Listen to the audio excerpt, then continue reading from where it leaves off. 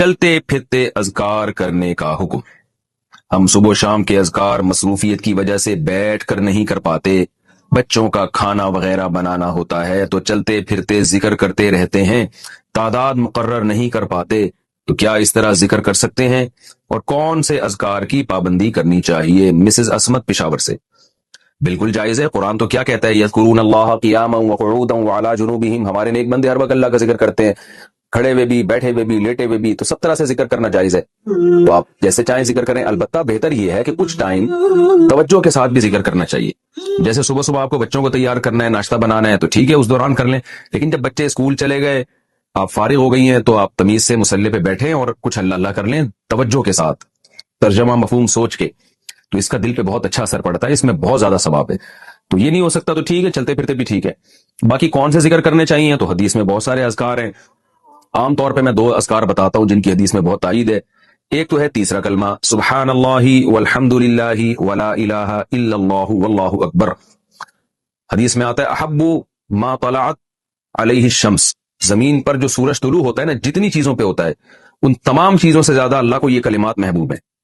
احب الی اللہ، اللہ کو زیادہ محبوب ہیں یہ کلمات، تو 100 دفعہ صبح 100 دفعہ شام، یہ تیسرا کلمہ اس کو کہا جاتا ہے، اس کا ورد کر لینا چاہیے۔ یا لا الہ الا اللہ وحدہ لا شریک لہ لہ الملک ولہ الحمد وہو علی کل شیء قدیر۔ حدیث میں آتا ہے جس نے 100 دفعہ یہ کلمات پڑھے تو اسے بنی اسماعیل کے غلام آزاد کرنے کا ثواب ملے گا، اور اس سے زیادہ کوئی شخص نیکیاں کما ہی نہیں سکتا اس دن، ہاں وہ کما سکتا ہے جو اس سے بھی زیادہ مرتبہ پڑھ لے ان کلمات کو، تو یہ بھی بہت زیادہ فضیلت والے کلمات ہیں، تو ان میں سے کوئی بھی آپ منتخب کر لیں جس سے آپ کو مناسبت ہو۔ اور ایک تسبیح استغفار کی، استغفر اللہ ربی من کل ذنب واتوب الیہ، یہ ترجمہ مفہوم سوچ کے کہ میں اللہ سے پناہ مانگتا ہوں یا پناہ مانگتی ہوں، اور میں اللہ کی طرف رجوع کرتا ہوں یا کرتی ہوں ان تمام گناہوں سے جو میں نے کی،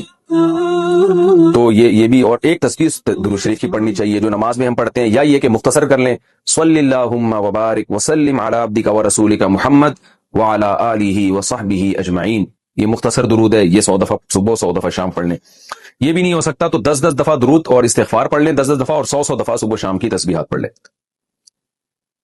رہا یہ کہ گننا مشکل ہوتا ہے تو آج کل ایک تسبیح آ رہی ہے،